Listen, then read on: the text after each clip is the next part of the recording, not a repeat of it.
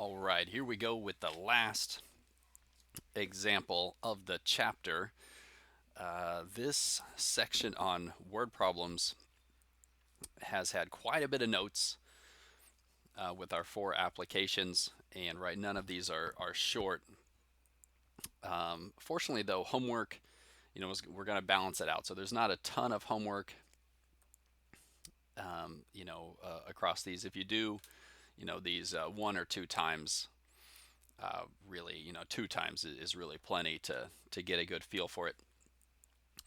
So here we go. The supply and demand for a certain product are given here. We've got an equation for the supply and an equation for the demand there, where P of t is the price at time t. So you notice in the equation, we just have P and P prime, but of course P is a function of t, as our supply and demand are functions of t as well. So then they tell us in part A here, if the price at time 0 is 5, and I think that would probably indicate like $5 per unit. I think we can kind of think of it simply that way. Find the equilibrium price P of t. Okay, so obviously we're in this section. We know that we're going to do an example of that last style. And this one's probably the easiest to pick out, right? They're giving us supply and demand. The equilibrium price, if you recall, is when supply is equal to demand. So to get this thing started, we're going to set our 2 equations equal to one another, and then simplify it down so that it looks like a differential equation that we can work with. So I've got that on the next page here.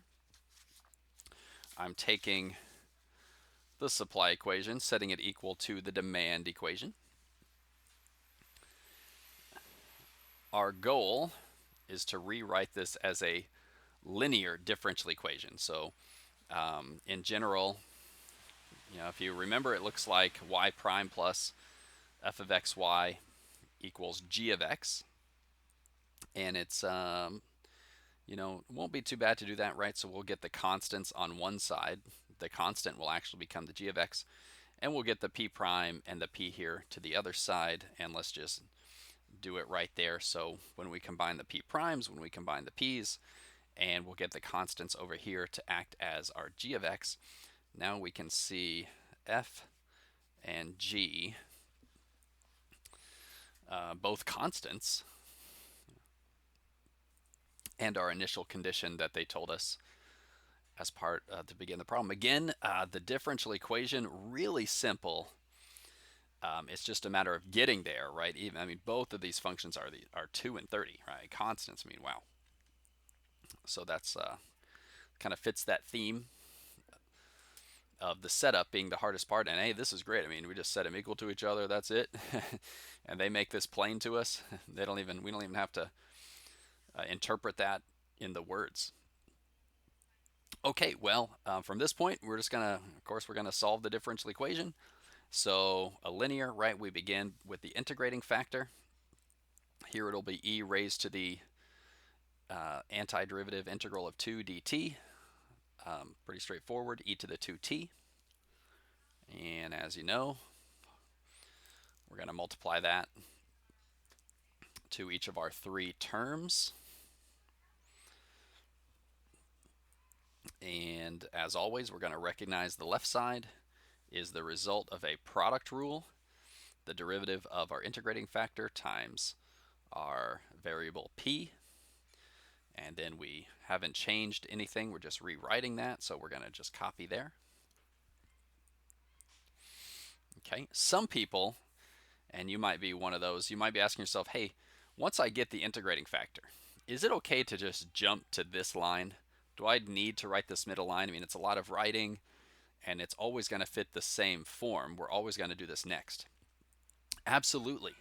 Yeah, once you get that integrating factor, if you want to just go straight to here and just skip this middle line completely and say that's the derivative of my integrating factor times p, then I think that's great.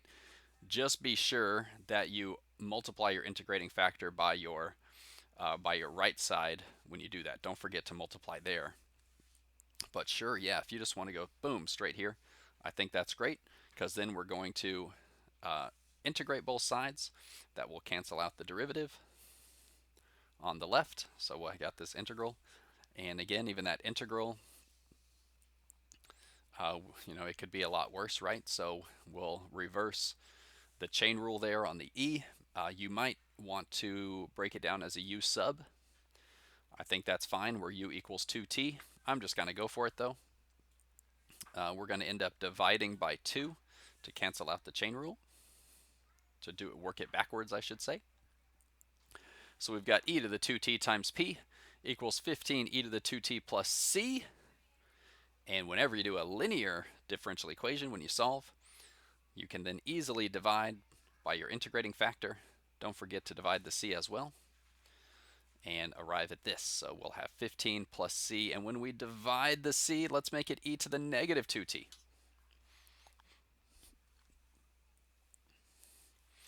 Okay, very nice. We have solved the differential equation. What's next? We're going to apply the initial condition.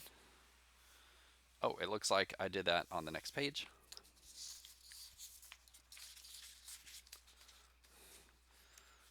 Not short problems. Here we go. P of 0 equals 5, so that means I'll plug in 5 for the P, 0 for the T, solve for C. Really like plugging in 0. It happens a lot. We like it. Our C is negative 10. So I'm going to put negative 10 back in for the C here in my explicit solution. And that answers part A, right? They were asking for P of T, the equilibrium price. Usually you just write the solution to a differential equation as like P equals or Y equals, but we could write P of T like a function. There it is. That is the price to maintain equilibrium for any given time t. So if we wanted the price, the equilibrium price at time 0, right, we could plug in 0. We would end up getting back to 5, matches our initial condition. But if we wanted, say, our equilibrium price a little bit later, like at t equals 1 or t equals 10, we'd end up subtracting a little bit. Actually, I think as we look further, the equilibrium price is going to go up a little bit. It's going to start off at 5, but then we're going to be subtracting less and less from 15 as the time goes by, days or years, whatever it is. Okay, so there's a part B here. You're going to see this in the homework. Says, what is the long range equilibrium price? What is that all about?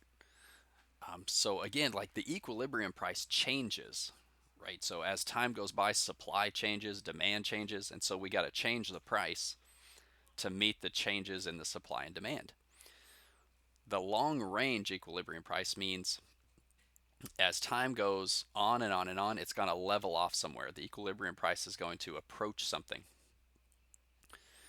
What we want to do, and maybe it's not a surprise once you see it, we're going to take the limit as t goes to infinity. The long range, so as time goes on out into the distance, is the equilibrium price leveling off somewhere?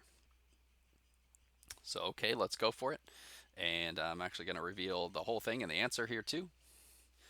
As we take the limit as t goes to infinity for our p back here, well, as t goes to infinity in our power of e to the negative infinity is going to head towards 0, and that long range equilibrium price is going to be 15.